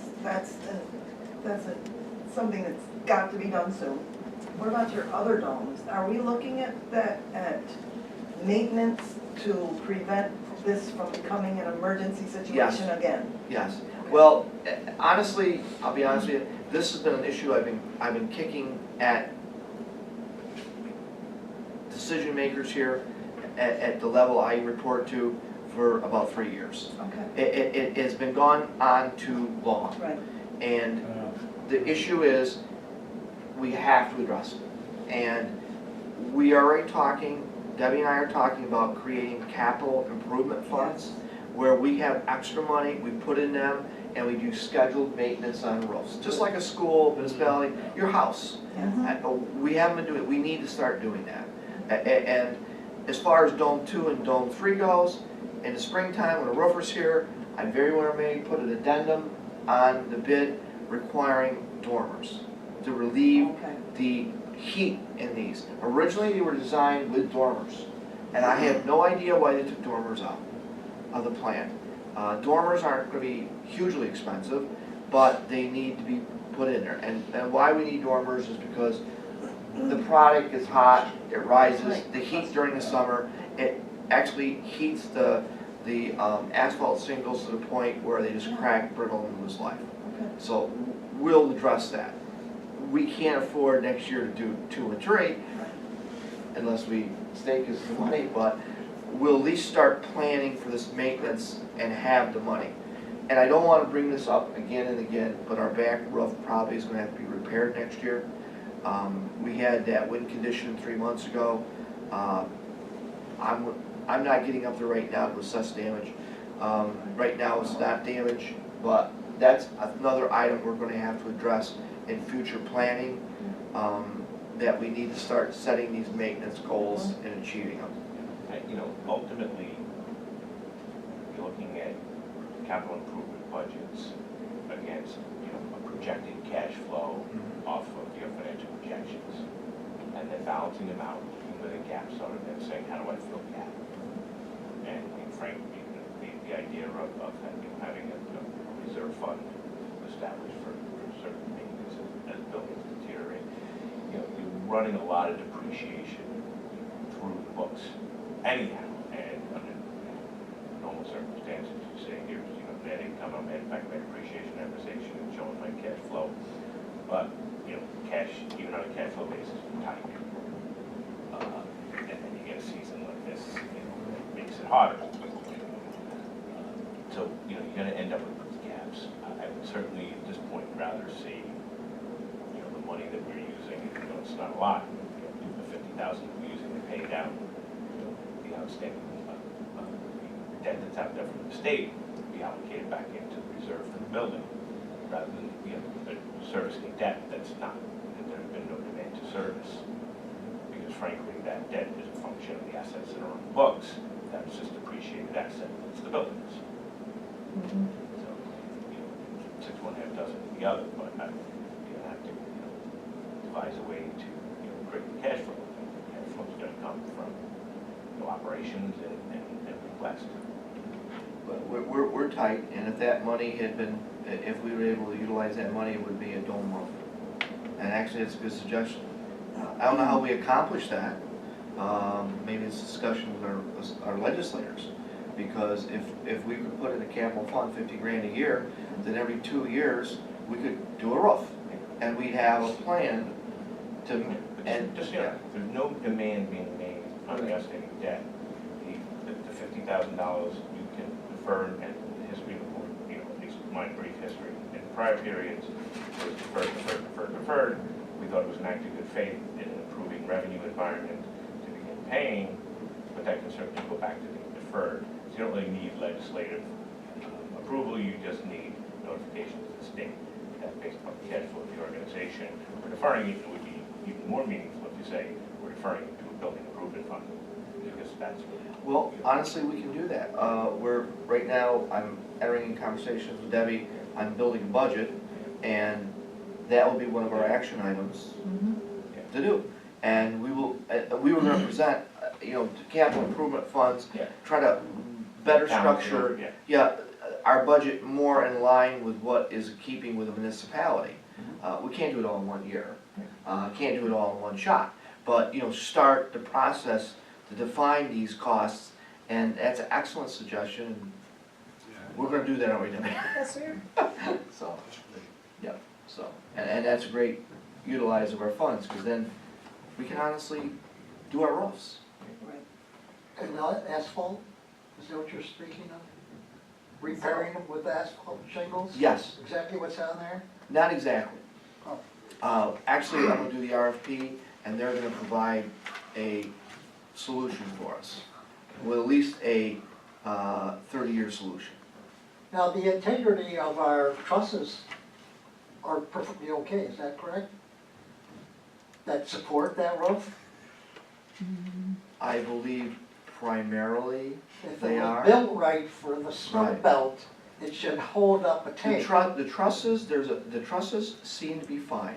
There may need to be some, 1 year that was fixed. That's Yeah. something I would Right. check into, Right. because if you've got integrity with the roof leaking, you could have other problems. well, we already know we have some plywood problems up there. But with the cost of shingles, thousands and thousands, I would think you could come up with something that would really give us a 50-year safeguard protecting that roof We from talked about metal. Yeah, But metal in itself is problematic in how the building is structured and built. But I'm not a roofing expert, that's why I'm gonna go out with an RFP and ask for a solution and look at prices. Because I'm gonna write the RFP in such a way is they propose solutions to us and give us several solutions. I've had one contract say, you know, it'd be cost prohibitive to put metal, another one said it wouldn't be. So I'm not a roofer, I'm You know, not, if you go around the county and look at all these storage buildings for construction and road work and maintenance, they're all half full. so, Doesn't have a lifetime, well, No, if you a get a long metal, life if period. you get something in a metal that's reasonable, I would think long-term, that would Yeah. probably be better than looking at it 10 years every time. It might you cost do it you over again. more the first time around, but through the years, it's gonna pay for itself. I understand also, Jerry, that, but also I have X number of dollars. Yeah, I know. And I have to fit the project X number of dollars. Well, no, you Yeah, can so- get your RFP But we and should see look for what a they come up source with. to help us in that area to, Don't And be that's- standing out there when the snow slides. yeah, Didn't have to worry for a couple of years, this year we're back right where we we're right where we were 4 years ago. But as we progress with this, I'll keep everybody updated. I mean, it's not, I'm just gonna make decisions. It's, we'll write the RFP, and then we'll go to bid, and then we'll receive the bids, and then we can discuss our options of what we wanna do with it. But we do need to do dome Has our one. current roof's been out there, what, 10 or 15 years? I don't know when the dome one, George, do you know? I when dome remember one the was? shingling, This is its 13th year. 13th. Year? What The is the- warranty ran out after 11. What is the geographic demarcation point in New York State when we go from saying roof to roof? I think I'm right on the border. Like, it should be over the sewer dump. Bill, can I add something to that? Yes, go ahead. The biggest problem here is the wind. Oh, If you look at the city garage roofs, they've been replaced, I think, twice, and they were built right after ours, domes were put up. There are domes out there, they've been replaced twice with no major work. These have been a nightmare from the beginning with the same shingles, and it's the wind down here. What, It's- blows? we have the height. It's just, right, but the way the wind turns between the buildings I and never stuff. noticed. The air tunnels. And here those were- those shingles that colder are on here there than at my now, office.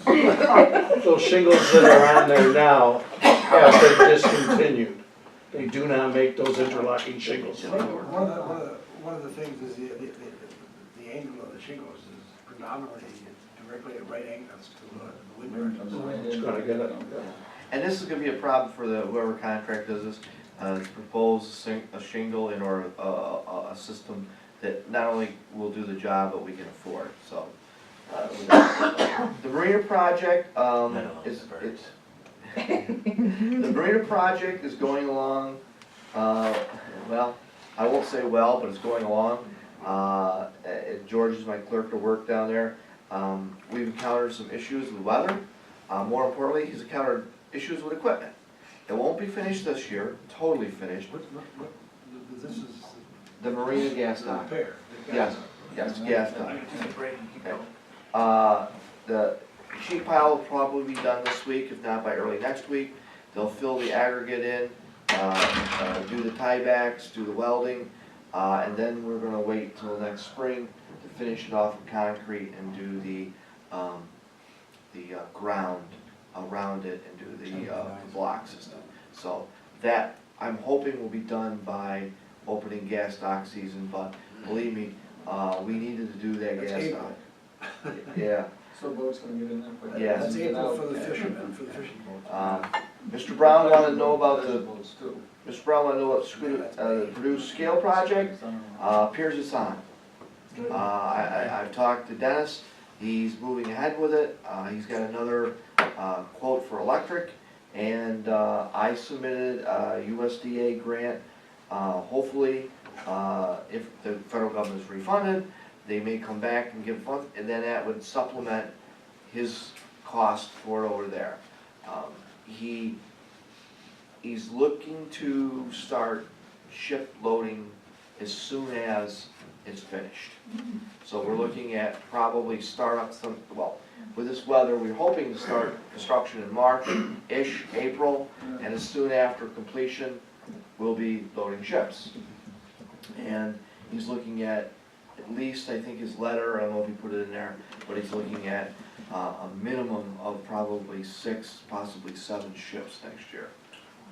So he's gonna be bringing more from his other various sites, he'll be trucking in more to our facility as they go out, he wants to bring in more.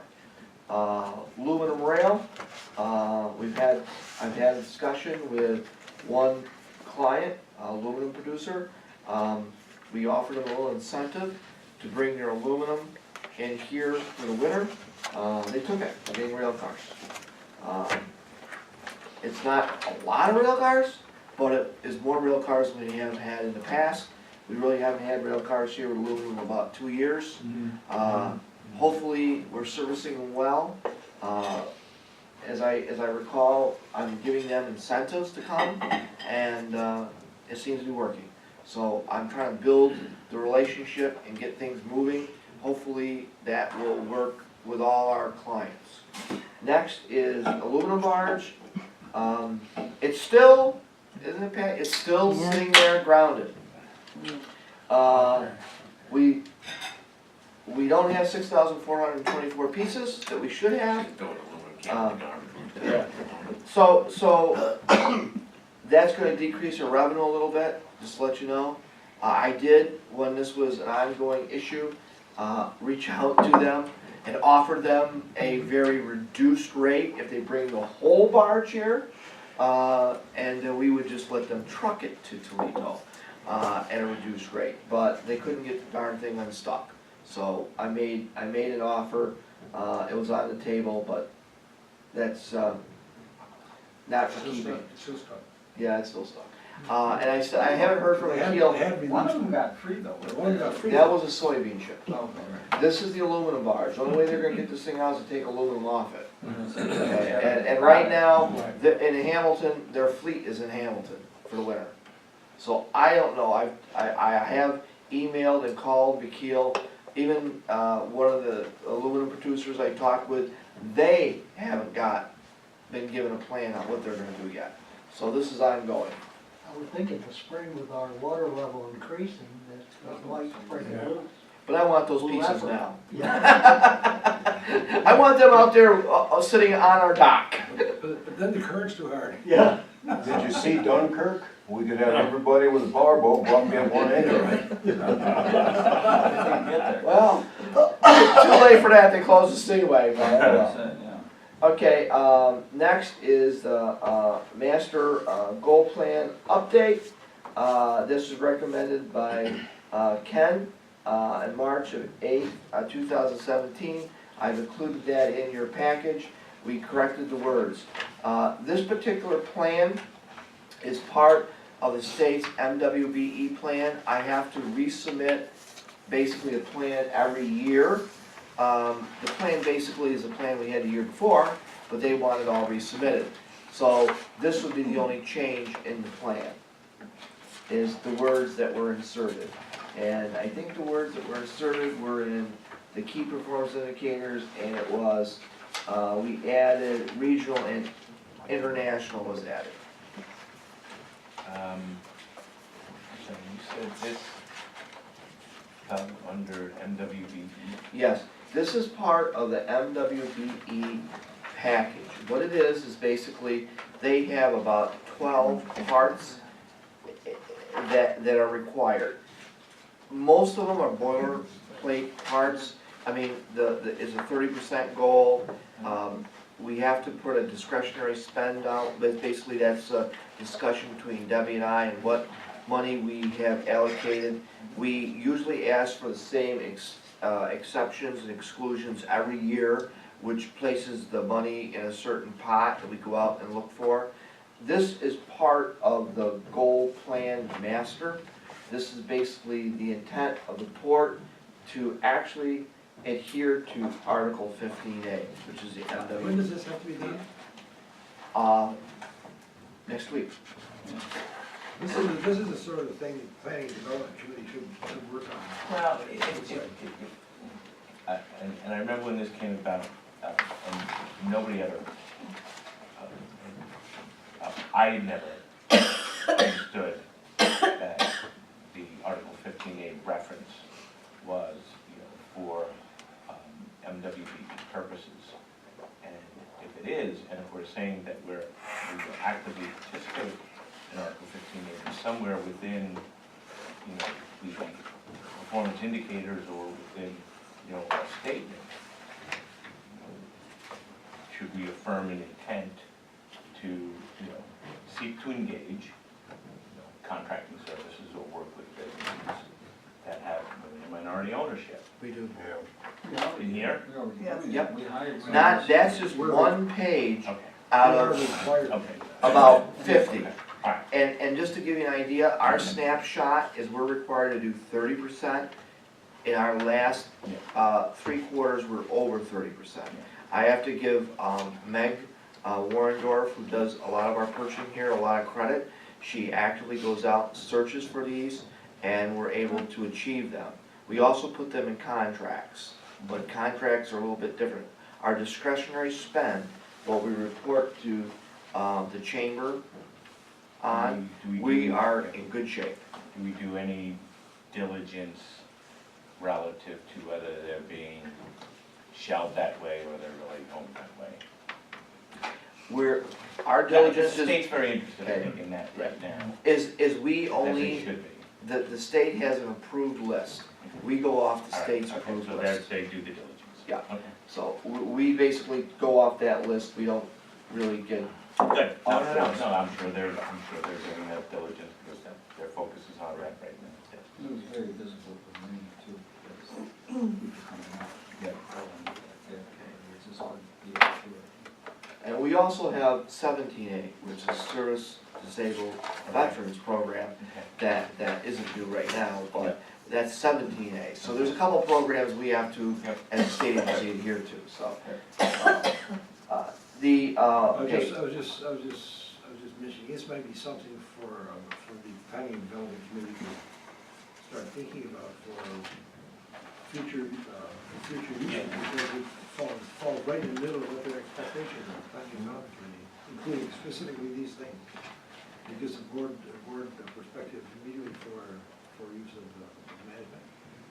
And I would welcome that, because I'd like to, as I've stated before, sit down with the committee and go So more there- into the so- depth on it. So there's where we lie relative to, I think, you know, what Terry, Amy, think about working out, and John with governance, because, you know, the audit committee sort of has done its role a bit, and the governance committee has done its role, and we're very light on numbers to have good functioning committees that aren't the same people We need three for the more- full we need board. three more people. So, to complete. but, you know, I think it would be an appropriate, you know, there's gonna be, you know, clearly a search process, which might be committee, or it might be, you know, the full board, and, you know, then there should be a planning process that, you know, I think has been evident in terms of, you know, some of the challenges that are before us, that, you know, when you're not operating off of, you know, a good plan, not everybody's aligned in the same direction, and that lack of alignment leads, you know, to confusion as in terms of what results are and what activities are. So I would, you know, encourage us to do that. I'll send And out. and then I would encourage powers that be to fill the board so that it can do its job. Yeah, well, we're trying I'm to. trying to do that too. I would send out something to the planning and development committee, it's Jerry Brown, John Kerrsmith, and Ken Stevens, about, just, maybe this is something you can start looking at, so that we even have something that Bill could use, or whoever could use. It's already been well thought out, and there may be some things that could be improved upon. One of the things with this one in particular, even the ABO will review that, and if they don't like what you're saying, they'll tell you to change it. One of my challenges is there's compliance with rules and regulations and documents that are designed for compliance with rules and regulations. Yes. And there's a document that's designed as a working document for, you know, a good governing board and executive leadership. And I wouldn't try to necessarily, I think the two should align, but I would first say, as an organization, what is it that we're trying to achieve? What's our purpose? What, and go down that road before we layer in the regulatory compliance structures, which we're already doing. Yes. because, you know, then you're trying to buttonhole into something instead of free-form thinking about, you know, whether you wanna call it your vision, your mission, whatever, your purpose, whatever you wanna call it. There's a certain, you know, business model that you structure around a market that you're serving, and then you manage and govern it in a certain way. Model market management, it all comes down to a pretty simple formula. But, you know, it's where you get your value proposition from, and then your strategies fall out. You gotta start with why you're here. Well, we have committees Yeah. that we really haven't used to Right. do their best. And that makes it easier for the board too, when we sit here once a month and then the committees report. We might wanna consider a facilitated planning process of the board and, you know, and leadership, management leadership, because, you know, it'd be a good reset point. I agree. What I would like to do is, I think that whatever committee is assigned to do this, there's a number of reports were required. I could go over these reports and the requirements and the legislative Yeah. need to do them. Yeah. I mean, because there are, honestly, I've counted at one time over 14 reports annually I do. Some of them quarterly, some yearly. I think that's not within the Yes. breadth of the planning committee, that's within the breadth of the governance committee. It's really governance that, you know, or audit that looks at compliance issues.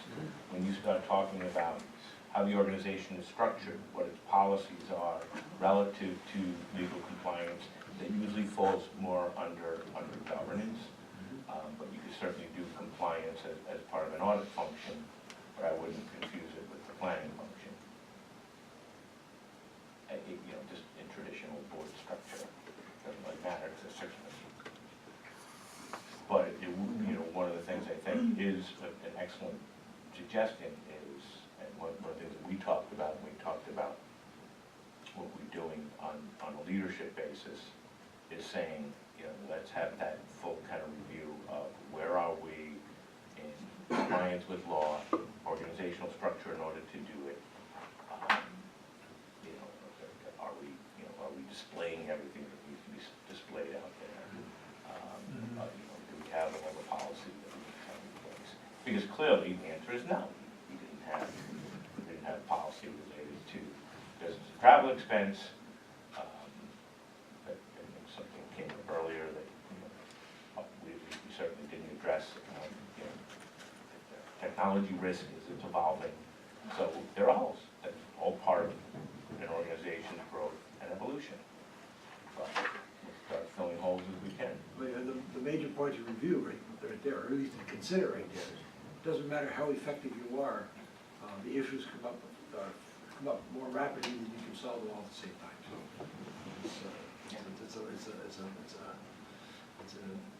Nothing demonstrates that better than exactly. the white hat people chasing after the black hat people in Cyberland. One short final point, I've entered into conversation with Hudson Trading Company over a possible new business opportunity. Customs is gonna be key to this. It's spices.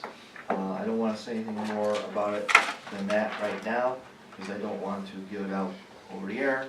This will be more or less when I get a defined plan, I'll bring it back to the board, but I am actively searching out and being very receptive to new business opportunities and pushing just as hard as I can to try to bring them in. That's my report. I apologize for the length of it, but It's been a long time since we had regular court business.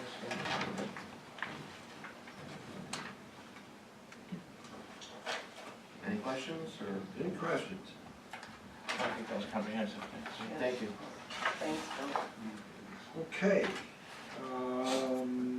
where are we? We are now Chairman's to report, committee report, so we're down to item 6. chairman's report. It's not going to be too elaborate.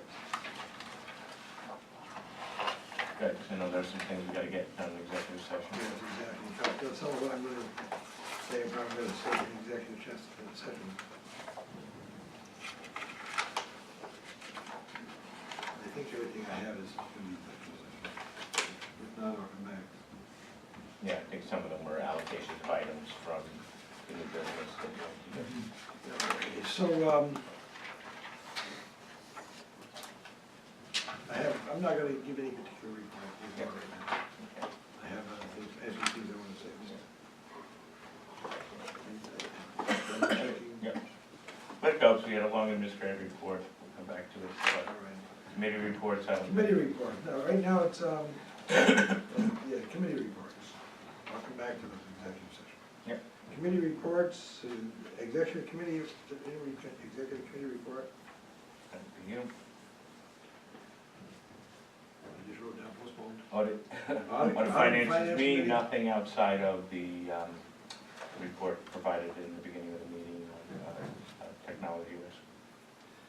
Governance committee report, No report, but just before this meeting began, those of us on the committee got copies from Acting Executive Director Scriber about whether or not the authority is interested in pursuing a partnership agreement with Costeloup Inc. at Only de Saint-Jean-de-Suite in Quebec.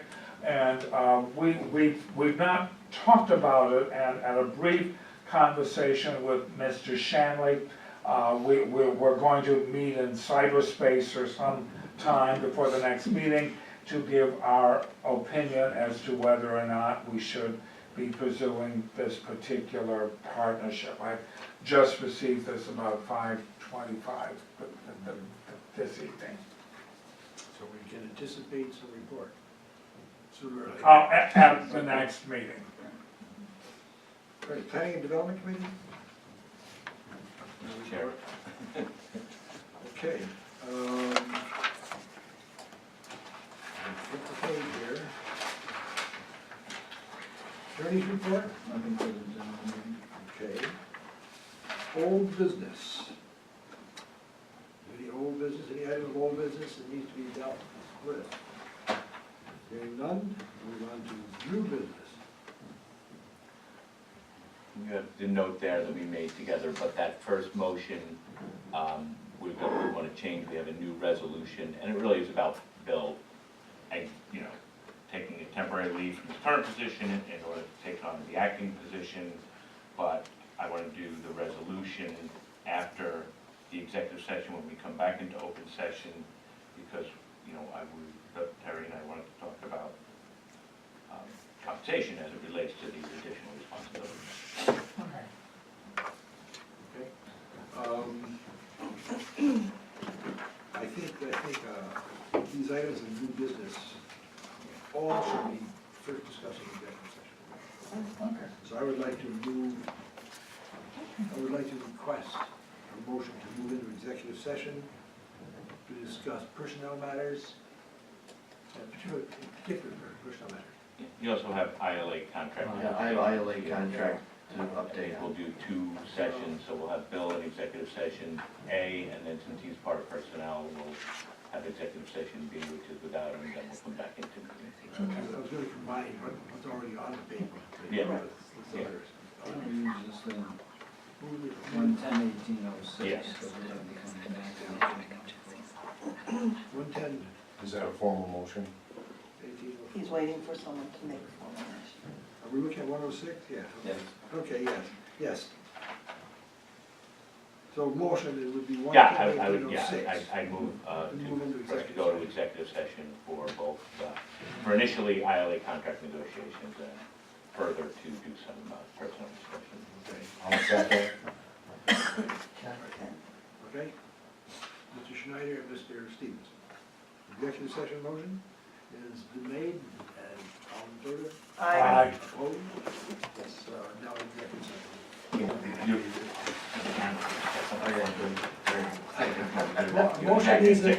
Motion is in order to resume regular session. So moved. A second. Mr. Smith, Mr. Brown, and all in favor of that motion? Aye. Right. Opposed? It is unanimous. There are 2 items of business. Item first is motion 10-1804. That's a resolution by the Port of Oswego Board Authority, Board of Directors to grant William W. Scriver a leave of absence from his position as manager of administrative services and appointed in the position of acting executive director at an annual salary of $135,000 commencing January 1st, 2018, with powers previously delegated to Mr. Scriver at a special meeting of the Board of Directors on 12/12/2017. That's quick, wasn't it? Going through them. I'll make the motion. All right, I'll second. all right. Mrs. Tressiter, Mr. Stevens. Any discussion on that? You have a question? The wording on that, per the civil service office. Per me, the wording says it is. I understand what they wanted. It just needs to, the acting needs to be out and just have executive No. director on a They don't temporary tell us what to basis. do. This is the board of How about directors. interim? It is not, this is sort of, no. If we were using the term acting executive director, that's what they're gonna accept. Then you're gonna need to speak with I will. Nancy on that. I will. Because she specifically told me otherwise. Yeah. Good, that's fine. She didn't specifically talk to the board. Okay. I'll talk to you. You brought that forward to me before. I know what I'm doing. We know what we're doing.